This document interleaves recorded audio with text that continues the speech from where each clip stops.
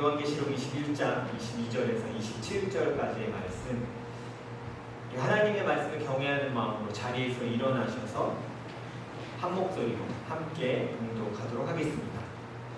함께 봉독합니다. 나는 그 안에서 성전을 볼 수 없었습니다. 그것은 전능하신 주 하나님과 어린 양이 그 도성의 성전이시기 때문입니다. 그 도성에는 해나 달이 빛을 비출 필요가 없습니다. 그것은 하나님의 영광이 그 도성을 밝혀주며 어린 양이 그 도성에 등불리시기 때문입니다. 민족들이 그 길 가운데로 다닐 것이며 땅의 왕들이 그들의 영광을 그 도성으로 들여올 것입니다. 그 도성에는 밤이 없으므로 온종일 대문을 닫지 않을 것입니다. 그리고 사람들은 민족들의 영광과 명예를 그 도성으로 들여올 것입니다. 속된 것은 무엇이나 그 도성에 들어가지 못하고 가증한 일과 거짓을 행하는 자도 절대로 거기에 들어가지 못합니다. 다만 어린 양의 생명책에 기록되어 있는 사람들만이 들어갈 수 있습니다. 아멘. 앉으시기 바랍니다. 오늘은 빛 대신 하나님 안에 머무는 축복이라는 제목 가지고 함께 말씀 나누도록 하겠습니다.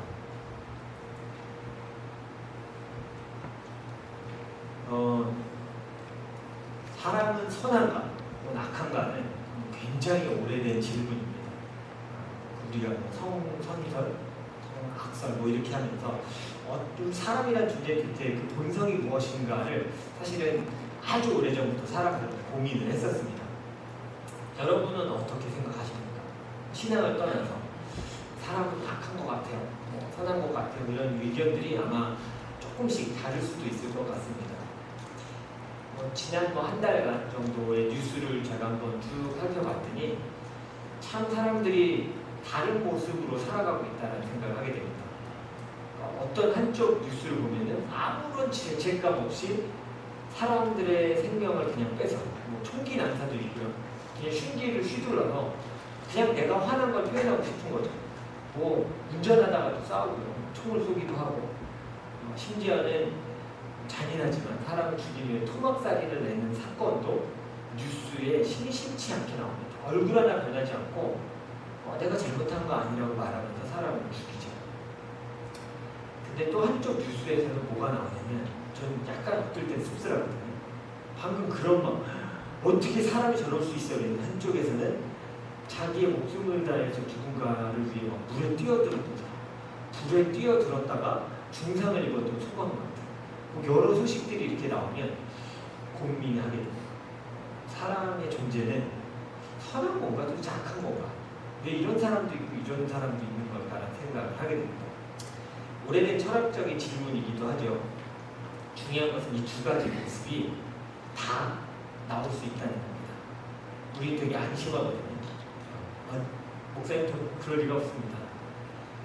제가 항상 얘기하거든요. 자신을 믿지 마라. 저도 스스로에게 맨날 그렇게 얘기하잖아요. 스스로를 별로 믿지 않고 잘할 거라고 그렇게 믿지 않아요. 자신감이 있는 것과 난 절대 실수하지 않을 거야, 그런 일이 나에게 있을 수 없을 거야 라고 생각하는 건 좀 다른 얘기예요. 저는 저를 의심합니다. 언제든지 꼬꾸라질 수 있는 사람이라 조심해야지 라는 생각을 하게 됩니다. 누구에게나 두 가지 모습이 다 있어요. 그래서 보세요. 사람의 선한 모습이 있지만 동시에 지금 끝나지 않는 전쟁이 일어나고 있잖아요. 전쟁을 경험한 분들이 많이 없잖아요. 강사님 장로님 경험하셨지만 제가 6.25 얘기 잠깐 들은 적이 있거든요. 근데 딱 들어도 사람이 어떻게 저럴 수 있지? 이런 생각이 들잖아요. 그죠? 그 현장을 보면, 그러니까 어떤 분들은 전쟁에서 본 걸 저한테 이렇게 표현했어요. 다른 분이었는데 그냥 악마 같았다. 사람을 죽이는데 어떤 마음도 없고 그냥 죽이는 거예요.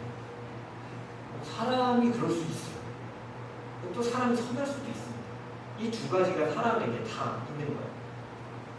생각해보세요. 가정은 여러분 어떻게 정의하시겠습니까? 가정은 따뜻한 건가요? 사랑이 넘치나요? 어떤 사람에게는 가정이 되게 따뜻하거든요. 따뜻하고 사랑이 넘치고 서로 배려하고 살아가는 장같이 느껴지지만, 어떤 가정에서는 고성이 오가고 서로 싸우고 다투는 것으로 채워져요. 같은 가정이지만 다른 모습으로 똑같은 가정을 받았지만 다른 모습으로 살아가게 되는 거예요. 그렇게 사람이나 가정이나 또 어떤 존재를 설명하기 위해서는 그냥 단순히 요거를 가지고 설명하기가 어려워요. 그래서 해야 되는 게 뭐냐면 그 안에 뭐가 담겨 있는지를 설명하는 게 더 쉬울 때가 참 많이 있습니다. 그래서 가끔은 저는 사람이 뭐 같다는 생각을 좀 하냐면 투명한 유리 호리병 같은 병 같다는 생각을 좀 해요. 근데 보통 우리가 유리병을 볼 때는 그냥 생각을 안 하지만 그 안에 무엇이 담겨 있으면 그걸로 그 병을 평가합니다. 주스가 담겨 있는 병, 혹은 뭐 맛있는 게 담겨 있는 병 이렇게 표현을 하죠. 그 안에 있는 게 비춰서 사람들에게 보여지잖아요. 그래서 유리 자체가 중요한 게 아니라 그 안에 담겨 있는 게 저거의 존재를 나타낸다는 생각을 하게 될 때가 있습니다. 사람에게도 우리에게도 성경을 보면 무엇이 담겨 있냐가 너무나 더 중요합니다. 성경을 보면 성 하나의 이름이 나옵니다. 성경에서는 도성이라는 표현이 나오는데 그냥 말 그대로 시티, 캐슬 얘기하는 거예요. 예루살렘 성을 얘기하는 건데 오늘 얘기하는 하나님의 도성은 마지막 때에 이루어질 하나님의 나라, 하나님의 도성. 이단들이 잘 쓰는 단어인데 사실 이게 성경적 단어거든요. 새 예루살렘 말하는 거예요. 새 예루살렘은 여러분 어색한 단어가 아니라 우리 겁니다. 아멘? 우리 거. 새 예루살렘에 대한 얘기예요. 그 나라가 올 것이고 그 도시가 다시 이루어질 때 어떠한 모습일지에 대해서 오늘 요한계시록이 기록하고 있는 거예요. 그 안에 뭐가 담겨 있는지 함께 좀 보도록 하겠습니다. 사도 요한이 하나님의 이 도성 새 예루살렘을 묘사하면서 좀 어려울 수도 있어요. 왜냐하면 이 내용 자체가 한국말을 이해해도 쉽진 않습니다. 그러나 잘 들으시면 우리 청소년들도 이해할 수 있을 거예요. 엄청 피곤하죠? 앱스는 참 피곤한 거예요. 그치? 놀이기구 타고 이렇게 하면 피곤하지만 정신을 차리고 엑스보다 더 신나는 하나님의 도성에 대해서 배워보도록 하겠습니다. 아멘? 졸면 안 돼요. 그러면 엑스가 더 재밌었다고 나한테 고백하는 거니까 정신 차리고 들으셔야 돼요. 사도 요한이 하나님의 이 회복된 하나님 성전을 묘사하면서 마지막 때에 완성될 성전을 지금 묘사하는 건데 좀 설명이 굉장히 독특합니다. 오늘 우리가 읽었던 말씀이기도 한데 22절인데 한번 보세요. 나는 그 안에서 성전을 볼 수 없었습니다. 자, 지금 요한은 어디에 있을까요? 성전 안에 있을까요? 밖에 있을까요? 보세요. 뭐라고 써요? In the city요. 원어로 보면 나는 성전 안에 있는데 성전을 볼 수가 없습니다. 말장난 같잖아요. 근데 이 말장난이 아니라 본질을 얘기합니다. 내가 새로 이루어진 그 성에 들어왔는데 성을 볼 수가 없네요. 이게 무슨 소리냐면 마지막 때에 이루어질 새 예루살렘은 우리가 생각하는 눈으로 보이는 형상 있는 시티의 모습이 아니라 잘 보세요. 그것은 전능하신 주 하나님과 어린 양이 그 예루살렘 성전, 새 예루살렘 성전 그 자체이시기 때문입니다. 그러니까 건물이 있는 게 아니라 그분 안에 들어온 거예요. 새 예루살렘인가? 근데 하나님 안에 그리스도 안에 완전히 속한, 즉 부분적으로 속한 게 아니라 완전히 속하여서 분명히 성전인데 하나님과 예배하는 것이 가득 찬 소리인데 나는 어디에 성전 안에 있는데 왜 성전이 안 보이지? 안 보이지의 의미는 뭐냐면 볼 수 없습니다. 하나님의 영광이 너무 빛나서 내 눈으로 볼 수 없는 이렇게 건물 보듯이 교회 이렇게 지은 거 뭐가 있는 일이 아니라 눈으로 볼 수 없는 너무 밝음이 있음을 내가 성전 안에 있지만 성전을 볼 수가 없습니다. 왜냐하면 그분은 우리가 볼 수 없을 만큼 환하고 영광스러워서 분별할 수가 없습니다. 지금 이 얘기를 하고 있는 거예요.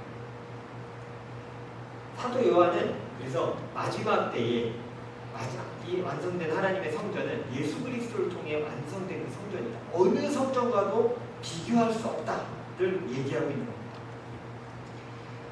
이제 하나님과 하나 되었기에 예배를 드릴 건물과 같은 것이 필요한 것이 아니라 하나님 안에 거하며 하나님을 예배하고 찬양하는 것이 완성되었음을 얘기합니다. 여러분 오늘 우리가 찬양하는데요. 우리 찬양팀 참 잘하죠? 잘해요. 모르셨겠지만 찬양팀이 토요일마다 저녁에 모여서 기도하고 연습합니다. 박수를 격려합니다. 이렇게 해야지 궁금하시고 계속할 것 같아서 계속할 수 있게 격려를 하겠습니다. 우리가 예배 드리고 예배를 준비해 하나님 앞에 이렇게 드리는데 사실은 이렇게 드리는 예배, 우리가 드리는 예배는 우리가 마지막 완성될 성전에서 하나님 앞에 드리는 예배에 차주분의 맛보기. 예배, 그 예배를 어떨지 상상할 수 없지만 그런 하나님의 임재가 가득한 예배를 이 땅에서 아주 조금 맛볼 수 있다면 그것은 우리가 하나님을 예배드리는 이 자리입니다. 그런 기쁨으로 기대감으로 오늘 예배에 임하고 계십니까? 그래서 사실은 성전을 제가 설명할 때 그래서 그 안에 무엇이 담겨 있는지가 되게 중요한 얘기를 아까 시작하면서 얘기했어요. 성전 안에 담겨 있는 건 뭔지 아세요? 성경은 얘기해요. 하나님 그 자체입니다. 예수 그리스도 그 자체입니다. 우리가 듣는 진리와 복음과 말씀 그 자체가 완성된 하나님의 도성 안에 완전히 존재하고 있음을 성경이 얘기하고 있습니다. 완성된 성전의 모습이죠. 그래서 오늘 가끔 제가 이런 예배에 대한 얘기를 해요. 여러분이 드리는 오늘 이 예배가 우리가 천국에서 드릴 하나님 나라에서 드릴 완성된 나라에서 드릴 예배의 맛보기입니다. 우리는 이 예배를 그 나라에서 계속하게 될 것입니다. 그러면 두 가지로 반응이 나와요. 좋겠다. 하나님 앞에 예배. 또 하나는 뭐냐면 와, 목사님 나는 천국 못 갈 것 같습니다. 지금 1시간 예배도 죽고 조롱이 쏟아지는데 이 계속 쉬지 않고 예배를 드린다고 나는 그만해야 할 것 같습니다. 아마 그런 예배의 자세를 가지신 분이라면 그분에게는 그런 예배의 기회는 없을 것 같아요. 냉정하지만 제가 이렇게 얘기하고 싶어요. 이 땅에서도 하나님 앞에서의 맛보는 예배를 온전히 드리지 못하는데 영원한 하나님의 성전에서 하나님의 예배하며 살아가게 하는 것이 가능하겠습니다. 이 땅에서 예배 드리는 연습을 하셔야만 합니다. 아멘? 도전이 어두워졌어요. 아니요. 우리 지금 육체의 한계가 있죠. 우리 집중력의 한계도 있고 육체의 한계, 또 재미난 것도 생각나고 예배 때 하고 이 징징 핸드폰이 울릴 때마다 막 목사님 나 보고 있는 거 볼까 말까 막 고민하잖아요. 주님의 나라 완성될 때 그런 고민이 없어요. 하나님이 완전히 임하신 곳에서 하나님을 바라보고 함께 기뻐할 수 있는 그 날이 오늘 사도 요한이 얘기해요. 소망이 좀 있었으면 좋겠어요. 이게 예배가 다가 아니에요. 여러분 이게 진짜 저도 다 맛을 못 봤잖아요. 저도 죽어야 할 텐데 우선 맛보게 될 것은 엄청난 예배. 오늘 이 예배를 그거에 하나하나 배워가는 시간이라고 생각하고 예배에 참여하셨으면 좋겠어요. 그 기대감으로 다음 주부터 오늘 이미 오셨습니다. 오실 때 하나님 나라에서 드릴 예배를 맛보러 가겠습니다. 따라해보세요. 맛보러 가겠습니다. 예배 나올 때 그 마음으로 오세요. 영원히 드린 내가 그 예배를 맛보기로 나가겠습니다. 예배는 완전하신 하나님께 속하는 연습이에요. 성전 안에 하나님 가득 차서 예배는 하나님 안에 속하는 연습하는 거예요. 내 안에 하나님의 것을 다시 채우는 시작점이 예배이기도 그래서 일주일에 한 번이라도 나오셔야 돼요. 내가 내 삶의 자리에서 예배를 온전하지 못한다면 최소 이 주일에 나와서라도 내 안에 하나님을 채우고 내가 하나님 안에 그 채워지는 그 애씀이 있어요. 한 주 내내 그 예배를 드리신 분은 이 주일 예배의 질이 다른 거예요. 한 주간 하나님을 계속 찾고 무릎 꿇고 부르짖었던 분은 오늘 드리는 이 예배가 다른 거예요. 왜냐하면 하나님을 맛보기 때문에 그냥 한번 드려서 1시간을 드리고 가는 게 아니라 내가 하나님 앞에서 나를 가득 채우실 하나님을 또 만날 귀한 시간이기 때문에 제가 하나님을 설명하고 또 예배와 성전을 설명하면서 내 안에 들은 것이 중요한가, 어떤 존재를 설명할 때 이런 얘기를 했는지는 조금 나눴으면 합니다. 제가 사람은 선한가 악한가 막 이런 얘기 했잖아요. 철학적인 질문인 것 같은데 성경에서 말하는 본질에 대한 질문, 여러분이 왜 답하실 수 있어요? 하나님이 계시다면 악이 왜 세상에 존재하겠는가? 이런 고민 안 했어요? 해봐야 돼요. 아무 생각 없이. 게임하다가 시간을 보내면 안 돼요. 이 젊은이들아. 그러면 안 돼요. 고민해야 돼요. 하나님이 계시다면 왜 세상은 이러지? 사람이 하나님의 형상이라며. 이미지가 가시려며. 근데 이게 저런 악한 행동을 해?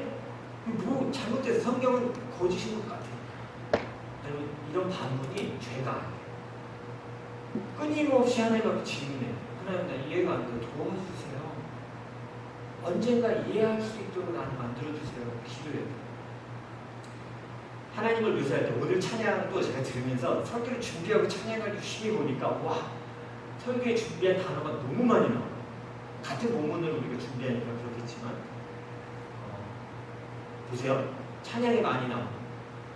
빛, 영광, 또 뭐 오늘 성경에 나오는 가증한 일과 거짓을 행하는 것들, 그런 것들은 들어올 수 없다 이렇게 성경이 얘기하잖아요. 왜 이런 단어를 참 많이 설명할까요? 근데 우리는 그 단어를 설명을 못합니다. 많이 부르거든요. 외치거든요. 찬양하거든요. 근데 찬양의 가사에 대해서 생각하지 못하고 말씀에 대해서 잘 생각하지 못해요. 제가 아까 찬양하면서 잠깐 생각했어요. 나는 어릴 때 찬양 가사를 되게 읊조리고 묵상하고 찬양했나? 딱 찬양 하나가 떠올랐어요. 아까 찬양하는데 뭐가 떠올랐는지 아세요? 예전에 교회 다니신 분만 알 것 같은데 동남 동아 불어라는데 서북 동아 갑자기 그게 떠올랐어요. 근데 나 그때 이게 무슨 뜻인지 알고 따라 불렀을까? 그냥 막 하니까 어른들이 막 이렇게 율동하면서 동남 동아 막 부흥했다 막 이렇게 했거든요. 나 그 무슨 뜻인지 알고 막 했을까? 찬양을 불러도 내가 지금 뭘 말하고 있는지 알고 부르면 좋을 것 같아요. 오늘 요한계시록에 나오는 이 단어들이 사실 그냥 한 소리가 아니라 그냥 하나님을 꾸미기 위해 얘기하는 게 아니라 하나님의 본질에 대해서 얘기하고 있으면 함께 좀 나아갔으면 좀 어려울 것 같아서 쉬운 얘기 잠깐 가겠습니다. 저는 하나님을 빛으로 많이 설명하잖아요. 근데 이해하기 쉬운 예를 여러분이 아실 수도 있어요. 아실 수도 있는 학생들도 있으니까 좀 쉬운 예로 함께 좀 나눴으면 합니다. 누구의 질문으로 좀 나누려고 하냐면, 자, 누구의 사진인지 혹시 아시겠어요? 어릴 때 사진이에요. 그 사람. 여러분은 이 사람의 나이 든 사진밖에 모르겠어요. 머리가 하얘진 사진. 잘 보면 누가 보일 텐데.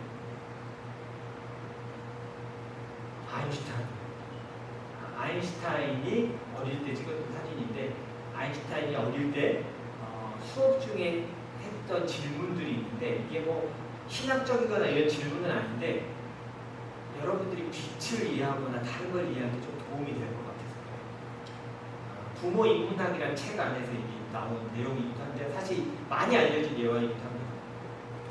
독일에서 이게 산만했잖아요. 유대인 출신이긴 한데 되게 산만한 아이였어요. 말도 안 듣고 막 이런 아이였는데 교사가 확신에 차서 이렇게 학생들한테 얘기한 거야. 신은 존재하지 않는다. 이 전쟁의 상황들을 보잖아요. 신은 존재하지 않는다. 떠들던 아이들이 이렇게 보죠. 그러면서 아까 제가 했던 얘기를 합니다. 신이 존재한다면 악이 이렇게 세상에 있을 수가 없다. 신은 없다. 그러나 분명 이 세상에는 악이 있다. 그러므로 신은 존재하지 않는다. 이렇게 아이들한테 얘기를 한 거예요. 그때 아인슈타인이 선생님한테 질문을 했대요. 선생님 질문이 있습니다. 이 질문을 던졌어요. 선생님 차가움이 있어요? 차가움이란 게 존재합니까? 라고 물었어요. 그럼 아이들이 웃었지. 야, 추운 것도 몰라. 추운 거 당연히 추운 거지. 추운 건 더 떨리지. 그랬더니 천재였잖아요. 저 천재라고 생각해. 당연히 교사도 얘기해. 당연히 존재하지. 넌 추위를 느껴본 적 없어? 근데 아인슈타인의 대답은 이거였어요. 네가 이렇게 대답할 수 있을 거예요. 사실 차가움이란 존재하지 않아요. 우리가 차갑다고 느끼는 건지 실제로는 열이 없는 거죠. 여기 이제 물리학으로 맞는 얘기예요. 추움을 표현할 때 뭐라고 표현하냐면 hit이 없는 게 추움이에요. 그러니까 추위를 설명할 수 있는 게 없고요. 추위를 설명하려면 반드시 뭘 설명해야 돼요? 열을 설명해야 돼요. 열이 완전히 없는 상태. 그럼 이제 제가 얘기했잖아요. 예전에 얘기했는데 우주의 바깥의 온도 몇 도라고 얘기했는지 혹시 기억나세요? 정확히 기억 안 나는데 마이너스 280인가? 270 몇 도야. 그러니까 완전히 열이 없는 온도. 추움을 설명하려면 열을 설명해야 돼요. 그래서 그 얘기한 거예요. 차가움은 존재하지 않아요. 열이 있는 거죠.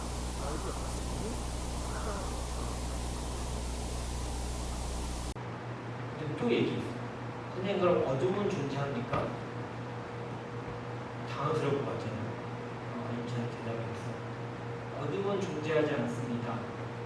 어둠은 실제로 빛이 그냥 없다는 거예요. 물리학적으로 맞네요. 빛이 밝든 어둡든 있는 거지 어둠이 존재하는 게 아니라 빛이 없음이 어둠입니다. 저는 또 되게 인사이트가 있어요. 와, 되게 뭐 물리학자가 할 수 있는 얘기지만 되게 이해하는 데 도움이 되겠다는 생각을 했어요. 어둠은 존재하지 않습니다. 우리는 빛을 연구할 수 있지만 어둠을 연구할 수 없다고 얘기해요.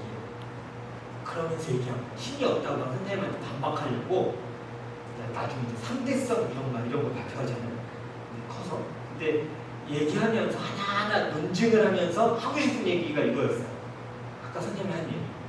악은 그럼 선생님 존재하나요? 당황스러울 것 같아. 이제 분명 없다고 그러고 신도 없다고 했는데 그래서 이렇게 얘기합니다. 악은 신이 없는 마음 상태를 나타내는 거예요. 악은 인간의 가슴 속에 신이 없는 결과인 겁니다. 그러면서 얘기합니다. 신은 있어요. 악이 있는 것이 아니라 신이 없음이 악입니다. 뭐 신학적인 얘기는 아니에요. 뭐 사실은 아인슈타인은 했던 저서의 책들을 보면 크리스찬이 아니에요. 창조주 하나님을 믿는 사람은 아니에요. 유대인이었지만 그런 창조주 신을 고백하는 사람은 아니고 물리학자였어요. 물리학으로 보통 아인슈타인이 말하는 신은 모르도 설명이 되지 않는 그 어떤 존재가 있는 것은 같아. 그때 신이라고 표현하는 거예요. 그래서 크리스찬이어서 얘기하는 건 아니고 물리학적으로 접근을 하는 거예요. 그래서 오늘 여러분 하나님을 빛이라고 얘기했을 때 악을 이해하셔야 되고 그 다음에 빛이 없음이 죄임을 이해하셔야 돼요. 이러면 좀 이해가 되실 거예요. 이 땅은 악하고 선하고 문제는 어디서 결정되냐면 하나님 이씨 살아가는 것과 없이 살아가는 것의 결과가 나눠집니다. 인간이 하나님의 법대로 살아갈 때에 선한 열매들을 얻을 수 있지만 하나님을 떠날 때에 그 법을 떠나서 살아갈 때는 악한 결과들을 낳아요. 뭐 문명이 발전하고 그걸 다 떠나 기술을 떠나서 그것을 악하게 사용할 수밖에 없습니다. 사람은 그것을 악하게 사용할 수밖에 없어요. 하나님을 떠난다. 여러분 그래서 오늘 목사님 도대체 요한계시록은 어디까지 가실 거예요? 물리학에 갔다 오면 여기까지 갈 거예요. 더 안 갈 거예요. 결론을 낼 겁니다. 오늘 요한계시록 말씀 보면 우리는 우리 존재를 무엇으로 만들지를 고민해요. 나 어떤 존재로 하나님 앞에 살아갈 것인지를 결정하셔야 돼요. 여러분은 빛의 자녀로 부름을 받았습니다. 제가 또 빛을 얘기했어요. 아까 성전에 뭔가 가득 차다고 했는데 빛이 또 얘기했어요. 여러분은 사람들에게 하나님의 빛을 전달하는 일꾼으로 부름 받았습니다. 많이 들어봤잖아요. 아멘? 동의하세요? 여러분 그렇게 부름 받았어요. 준이도 동의하는 것 같죠? 네. 우리 그게 동의하거든요. 사실 제가 이 빛과 영광에 대해서 되게 고민했었어요.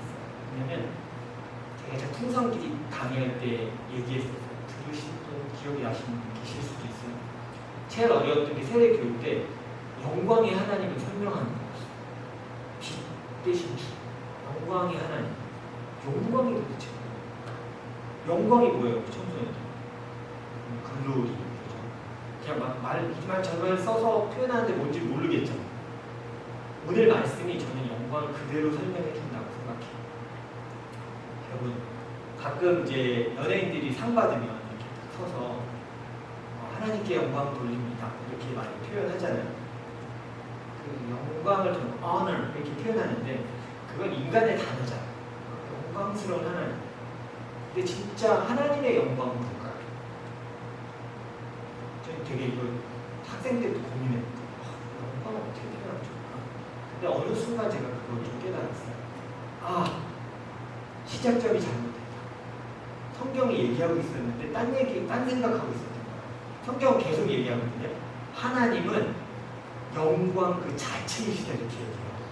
성전 그 자체이시며 영광 그 자체이시다. 근데 영광을 자꾸 내가 설명하려고 했거든요. 아, 그럼 영광을 돌리려고 했던 게 뭐냐면 이거예요. 하나님은 그냥 그 영광이시니까 가리지만 않으시면 돼요. 그분은 빛나시는 빛이니까 가리지만 않으시는 영광 돌리는 거예요, 우리가. 근데 뭔가 내가 이렇게 해갖고 짠 양 받으실까? 이게 아니라, 자, 같이 외쳐보겠습니다. 빛을 가리지 말자. 영광을 가리지 말자. 이게 하나님께 영광 돌리는 삶, 자녀된 삶이에요. 그러니까 영광스러운 뭔가 찾아갖고 하는 게 아니라 그분은 무엇인지를 고민하면서 그분을 가리지 마세요. 여러분 삶에 그분이 말씀하시도록 여세요. 다른 사람의 삶 가운데 하나님이 보이도록 나한테 비춘 하나님의 빛을 약간 이쪽 방향을 틀어주는 거예요. 우리의 삶은 그거예요. 도구로 사용된다는 건 그건 거예요. 그래서 우리가 영광 돌린다는 것은 빛을 내는 게 아니에요. 아까 빛을 발하라라고 찬양해도 얘기했는데 명확히 표현하자면 빛을 반사하는 거예요. 온 빛을 이렇게 비추는 거죠. 저쪽. 내가 발광체가 아니라 source of light가 아니라 이쪽으로 이렇게 reflect 하는 거예요. 하나님 영광 가리지만 않아도 하나님의 영광이 드러납니다. 우리가 하나님 안에 속해서 하나님 말씀을 담고 우리 안에 그걸 담고요. 그분의 마음을 담고 살아가는 이유는 우리를 통해서 이 땅에 하나님을 드러내야 하기 때문이에요. 우리가 마지막 때까지 우리가 해야 될 게 이 일이에요. 나를 통해 하나님을 세상 가운데 드러내는 거예요. 가까운 옆에 가족들과 사람들에게 내 하나님의 빛을 드러내는 거예요. 그래서 자, 따라하겠습니다. 다투지 말자. 제가 누군가 싸워갖고 이 얘기 뭐 표적 설교 이런 거 아니에요. 뜨끔하셨다면 그건 그냥 주님이 하시는 거예요. 딱 싸워서 얘기하는 거예요. 다투지 마세요. 왜냐하면 말을 아름답게 하십시오. 고집 부리지 마시고 고치세요. 여러분의 입과 말과 표정으로 하나님이 여러분 안에 있으면 증명하십니다. 그게 우리의 몫이에요. 근데 여기에 관심이 없어요. 그냥 예배 드리고 끝나면 끝이야. 나 예배도 잘했고 부흥도 잘했어요. 끝이야. 이게 아니에요. 우리 삶을 통해 하나님의 영광과 빛 대신 그 자체이신 하나님이 드러나줘야 돼요. 우리 거기에 되게 관심이 없어요. 오늘 계시록은 얘기하고 있어요. 빛 자체이신 하나님을 너희 안에 담아라. 그리고 그 빛이 흘러가도록 하여야 한다. 마지막 때는 그것이 완성될 거예요. 너희가 하나님 안에 완전히 속하여져서 그 빛 대신 영광 안에 들어갈 것이다. 이게 오늘 마지막 성전 설명하는 이야기. 그래서 하나님의 말씀으로 말을 필터링 하세요. 그럴 때 이제 필터 찢어지면 나가잖아요. 그러면 빨리 수습하세요. 미안해. 아까 내가 말한 실수한 것 같아. 여러분 안에 성령이 있으면, 하나님의 영이 있으면 여러분의 표정과 말과 행동으로 증명하셔야 해요. 그게 우리에게 맡겨진 사명입니다. 우리는 완성될 하나님의 나라, 하나님의 성전을 이 땅에서 맛보며 살아가야만 합니다. 그걸 맛보는 사람들이에요. 예배를 통해 맛보고요. 같이 교제하면서도 하나님의 성전 안에, 하나님 영광 안에 있는 삶이 어떤 것인지 조금씩 경험하며 살아가는 거예요. 교회 안에서 그것을 맛보지 못한다면 안타깝지만 교회의 생명력이 없고 복음이 없고 진리가 사라져요. 그냥 몰라요. 교회 가니까 엄청 싸워요. 막 이렇게 맨날 싸우고 막 자기 달랐다고 싸워요. 네, 우리는 빛을 다 가렸습니다. 우리는 영광 되신 하나님을 다 가립니다. 하나님의 빛이 여러분 삶을 비추고 계심을 잊지 마십시오. 가끔 제가 목사로서 좀 안타까운 건 여러분들이 여러분의 가치를 잘 몰라요. 하나님의 빛이 담긴 아름다운 존재. 하나님이 너무 아름답게 했어요. 귀하게. 근데 우리는 그렇게 귀하게 서로를 대하지 않아요. 나만 귀하고 다 귀해. 뭐 그런 노래함이 어디 있어요? 다 귀하죠. 하나님의 빛이 있는데 다 귀하죠. 자, 연습을 설교를 마치면 해보겠습니다. 자, 간단할 것 같아서 글을 썼습니다. 자, 옆에 분에게 혹시 아침에 싸워도 내려놓으시고 순종하세요. 아침에 어제 저녁에 싸워도 아직까지 안 풀려가지고 확 해도 자, 지금 고백하겠습니다. 당신은 눈부시게 아름답습니다. 시작. 당신은 외모가 아름다워서가 아니라요. 하나님의 빛을 담은 그릇이기 때문에 우리 그 하나님의 사랑 받은 자죠. 얼마나 귀한 존재예요. 그 빛 대신 영광 대신 하나님이 우리 안에 담겼다니까요. 그걸로 우리를 설명할 수 있는 거예요. 넌 누구니? 난 하나님의 영광이 담겨있는 사람이야. 하나님의 생명이 담긴 사람이야. 그러니 이 고백을 할 수밖에 없는 거예요. 이번 주 한 주 여러분에게 숙제를 드리겠습니다. 배우자가 그리고 내 가족이 이 말을 나에게 2번 이상 했다. 저에게 카톡을 주세요. 저 들었습니다. 목사님. 할렐루야. 저는 가족에게 이 말을 2번 이상 들었습니다. 저에게 카톡이 불이 나기를 축원합니다. 진짜 하셔야 돼요. 말 안 하면 몰라요. 왜 인정하지 않았어요? 하나님의 성전 안에 있으면 빛 안에 있는 사람이라고 얘기하고 그 존재를 인정하지 않죠. 다시 옆에 못 보겠죠? 그냥 앞을 보고 할게요. 시작. 당신은 눈부시게 아름답습니다. 이 하나님이 여러분들 혹시 아직 예수 그리스도를 알지 못하신 분이 여기 계시다면 성경이 말하는 이 말을 귀 기울이세요. 너는 눈부시게 아름답다. 내가 네 안에 나의 빛과 나의 생명을 넣어줬기 때문이다. 여러분 주님의 성전에 머무는 자다운 삶으로 하나님 앞에서 여러분을 증명하십시오. 성전을 오늘 설명할 때 하고 이제 마칠 건데요. 이렇게 설명합니다. 같이 읽어볼까? 시작. 속된 것은 무엇이냐?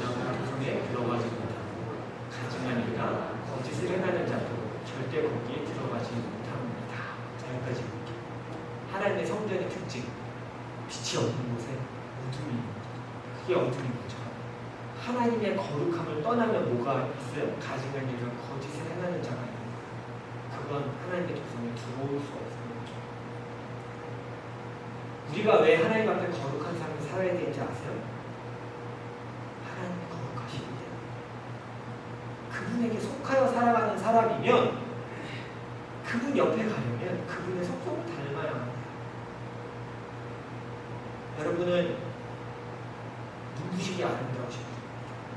그렇다면 하나님의 자녀답게 살아가는 훈련을 하나하나 시작하시는 겁니다.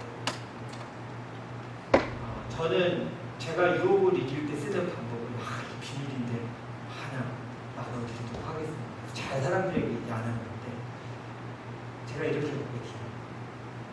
하나님, 저것들을 담기에 저는 참 귀하지요. 하나님의 깨끗한 것들을 담고 있지요. 그럼 저걸 못 담겠어요. 저도 아까워요.